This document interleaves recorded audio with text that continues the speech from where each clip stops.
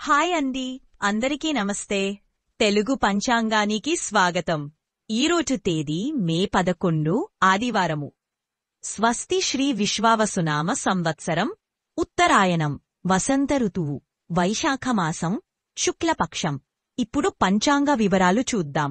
సూర్యోదయం ఉదయం 5:46 సూర్యాస్తమయం సాయంత్రం 6:40 తిథి చతుర్దశి రాత్రి 7 వరకు.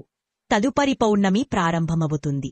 నక్షత్రం చిత్త తెల్లవారుజామున 2:51 వరకు.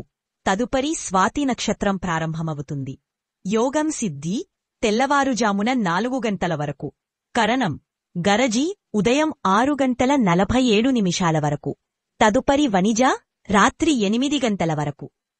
శుభ్ సమయాలు. అభిజిత్ ముహూర్తం ఉదయం 11:46 నుండి 12:37 వరకు. అమృతకాలం రాత్రి 8:25 నుండి 11:13 వరకు. బ్రహ్మముహూర్తం తెల్లవారుజామున 4:11 నుండి 5 వరకు.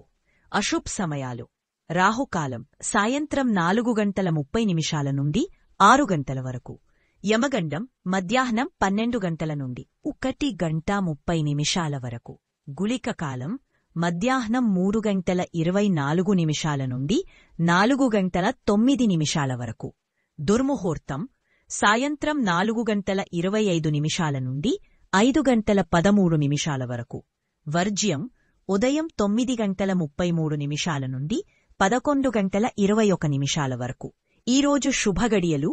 చతుర్దశి తిథి శుభానికి అనుకూలం కాదు.